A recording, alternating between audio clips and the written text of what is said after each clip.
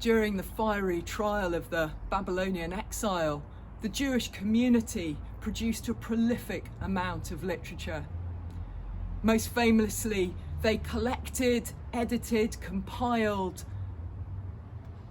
1,000 years, a millennia of oral tradition and scrolls into one of the most famous collection of manuscripts the world has ever known, the 24 scrolls of the Hebrew Bible. These were famously translated into Koine or Common Greek and spread across the Roman Empire by the 1st century. They formed and shaped the worldview of the Jewish diaspora across the region.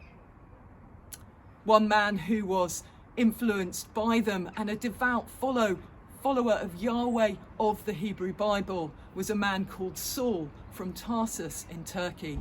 He describes himself as a Pharisee of Pharisees. The Pharisees were the inheritors of that persecuted minority who were seeking to protect the Jewish community from the onslaught of Greco-Roman paganism. They sought to build a hedge of protection around Moses' Torah instruction to keep it safe. This man, Saul, was so committed to the development of Judaism in the 1st century that he became a violent persecutor of people of the way, as they were known, those first followers of Jesus of Nazareth. He approved of the death of the first martyr, Stephen, outside Jerusalem. Stephen's last prayer, "Father, do not hold this sin against them," echoes Jesus' prayer on the cross. "Father, forgive them, they don't know what they are doing." And his prayer is answered, because on the way to Damascus, this Saul, also known by his Roman name Paul, encounters the risen Jesus of Nazareth. He is indeed the fulfillment of Saul's longings, his messianic hope and fervour, and indeed the longings of the Jewish diaspora and the whole world.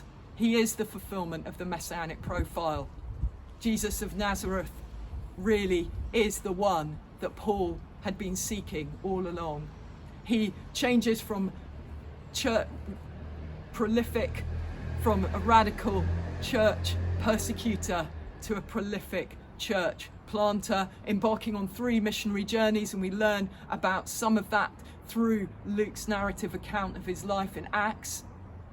And on the way, he writes letters to individuals and communities, expressing from his human context to their human context what they need to know about what it looks like to follow Jesus of Nazareth in the 1st century.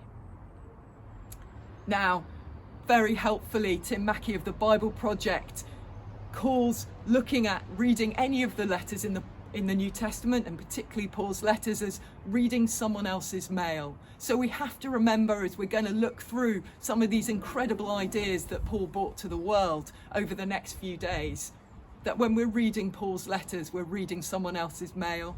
We're reading it 2,000 years later. We're reading it in translation. It was originally written in Koine or Common Greek. But like the rest of the Bible, we can trust that as we cross that cultural river and understand the original context within which Paul was writing these letters, we can return back and find incredible inspiration, wisdom, and hope for what it looks like to follow Jesus today.